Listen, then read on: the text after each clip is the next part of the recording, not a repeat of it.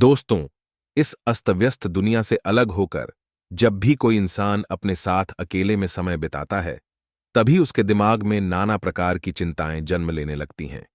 मनुष्य की प्रवृत्ति ही ऐसी है कि वह ज्यादातर समय नकारात्मक ही सोचता है। अपने लक्ष्य को कैसे प्राप्त किया जाए, यह सोचने की जगह वह यह सोचता है कि अगर लक्ष्य पूरा नहीं हुआ तो मैं क्या करूंगा, और इस प्रकार की नकारात्मक विचारधारा के कारण जीवन परांत डर डर कर जीता रहता है। दोस्तों, वीडियो में आगे जाने से पहले यदि आप भी स्वामी विवेकानंद को दिल से मानते हैं और उनके सच्चे भक्त हैं, तो कहानी को पूरा सुने, और अगर पूरी बुद्धिमानी और सजगता के साथ इस डर को समझा ना जाए तो यही डर इंसान के पतन का कारण बनता है। ऐसा मनुष्य जो खुद पर संशय करता है, खुद पर संदेह करता है, भला वह कैसे सफल हो सकता है। लेकिन बुद्धिमानी से अगर इस डर का उपयोग किया जाए तो यही डर उसकी सबसे मजबूत ताकत बन सकता है। काश केवल एक बार उसने खुद पर विश्वास किया होता तो उसे मालूम होता कि उसके डर में ही उसकी ताकत का रहस्य छुपा हुआ है। यह कहकर सन्यासी चुप हो गया और चुपचाप अपने कदमों पर ध्यान लगाते हुए जंगली घास पर से आगे जाने लगा। संध्या का समय था। स्या और एक किसान जंगल में से होकर गांव की तरफ निकल रहे थे। सन्यासी के यह शब्द किसान को कुछ समझ में नहीं आए।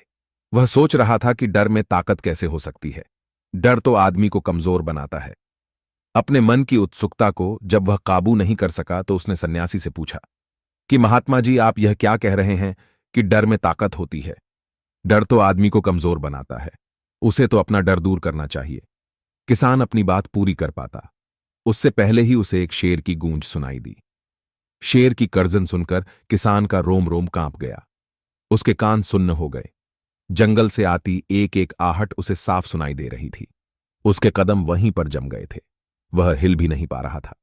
उसे पता था कि छोटी सी हरकत उसकी जान जोखिम में डाल सकती है, लेकिन फिर भी वह अपनी सांसों पर काबू पाने का प्रयास कर रहा था। कुछ देर बाद जब खतरा टल गया, तब सन्यासी ने कहा कि अभी जब तुम डरे हुए थे तो तुम्हारे शरीर का रोम रोम जाग गया था। जंगल से आ रही छोटी से छोटी आहट पर भी तुम्हारा ध्यान लगा हुआ था। तो इस प्रकार अपने मन के डर के कारण तुम होश में आ पाए, तुम पूरा ध्यान लगा पाए। इससे पहले जब तक तुम्हें शेर की गूंज सुनाई नहीं दी थी, तब तक तुम अपने विचारों में खोए हुए थे। लेकिन जैसे ही तुम्हें शेर की गूंज सुनाई दी, वैसे ही तुम्हारे सारे विचार गायब होकर हम वर्तमान में उपस्थित हो गए थे। यदि तुम्हें अभी शेर से बचकर भागना होता या फिर उससे छिपना होता, तो तुम्हें अपने शरीर की वह क्षमता देखने को मिलती जो आज तक जीवन में तुमने खुद भी महसूस नहीं की होगी।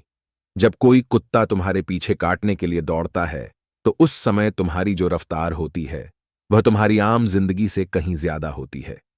साधारण जीवन में तुम इतने तेज नहीं भाग पाओगे जितना कि एक कुत्ते के सामने भाग पाओगे। यह ताकत या कहे कि हमारे शरीर की क्षमता अभी देखने को मिलती है। जब हमारे मन के अंदर डर होता है, किसी डरावनी परिस्थिति में हमारा मस्त और हमारा शरीर अपने उच्चतम श्रेणी में काम करता है। जो काम तुम आम जिंदगी में नहीं कर पाते, वह तुम्हें डरा कर कराया जा सकता है। जहां पर भी तुम्हें डर का एहसास होता है, वहीं पर तुम्हारी इंद्रियां पूर्ण रूप से सक्रिय हो जाती हैं। तुम्हारे कानों की सुनने की क्षमता तेज हो जाती है, दृष्टि एकटक हो जाती है, पूरी सजग हो जाती है, सक्रियता तीव्र हो जाती है, और जैसे जैसे वह डर खत्म होता है, वैसे वैसे तुम सुप्त अवस्था में चले जाते हो।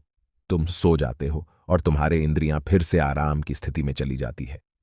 सन्यासी ने किसान से कहना जारी रखा कि परीक्षा से एक दिन पहले जो याद करने की तुम्हारी गति होती है, वह साधारण याद करने की क्षमता से कहीं तेज होती है।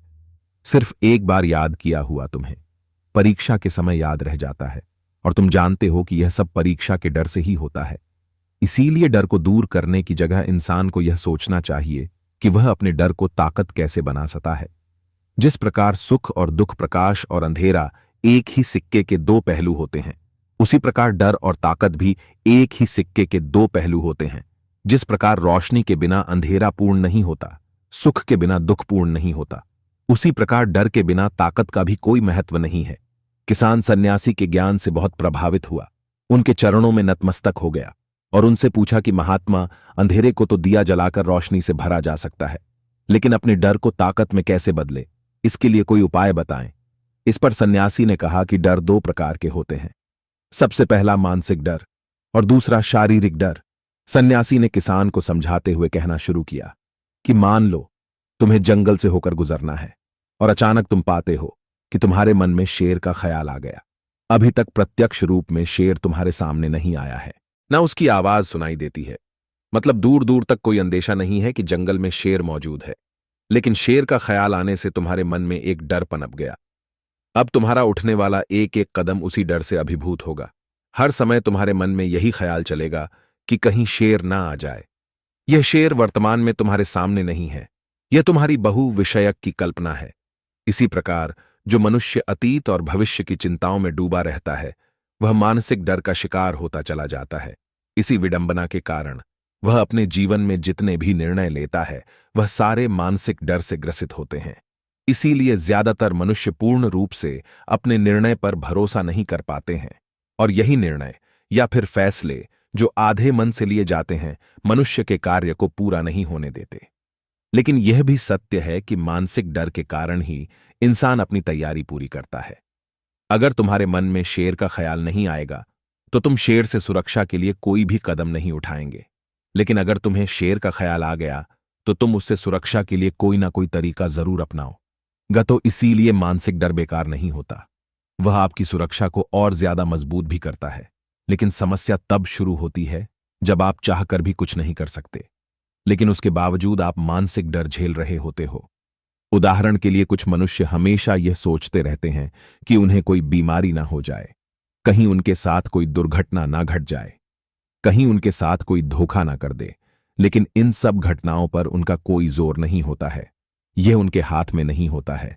अगर दुर्घटना होनी होगी तो होगी ही, अगर बीमारी होनी होगी तो होगी ही।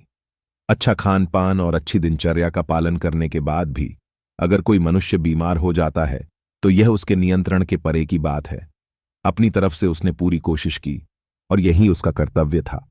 उसमें कोई कुछ क्या कर सकता है? जो घटनाएं इंसान की पहुंच के परे होती हैं, वह उनसे भी परेशान होता रहता है, उनसे भी उसका मन घबराता रहता है, और यही मानसिक डर उसके पतन का कारण बनता है। और यही मानसिक डर अगर सही तरीके से इस्तेमाल किया जाए तो मनुष्य समझदार और अनुभवी कहलाएगा। जो इंसान यह सोचता है कि कांटे सिर्फ दर्द देने के लिए ही बने हैं, वह यह भूल जाता है कि कांटे ही फूलों की रक्षा करते हैं। इसी प्रकार एक ज्ञानी मनुष्य किसी भी चीज का उपयोग अपने सकारात्मक तरीके से कर सकता है। अपने ऊपर संयम। अगर मस्तिष्क की सोचने समझने की शक्ति खत्म हो गई तो हमारा शरीर भी शिथिल हो जाता है। तो इसीलिए अगर कठिन समय में मनुष्य अपने ऊपर संयम रखता है तो उसका मस्तिष्क सही तरीके से काम करता है। अपने डर को ताकत में बदल डालो और वह सही निर्णय लेकर उस परिस्थिति से तत्काल बाहर आ सकता है। यहां पर दूसरा उपाय समझने का यह है कि जीवन में कुछ भी घटित हो सकता है। जीवन बहुत ही चमत्कारिक होता है, वह हमारी सोच के अनुरूप नहीं चलता, बल्कि उसमें कुछ भी हो सकता है, और यही जीवन की खूबसूरती होती है। अगर आपको आज ही पता चल जाए कि आने वाले 10 साल तक आप क्या कर पाएंगे, तो आपके जीवन में से रुचि खत्म हो जाएगी। लेकिन अगर जीवन एक रहस्यमय किताब की तरह बना रहेगा तो आप अपने जीवन से कभी नहीं झांके।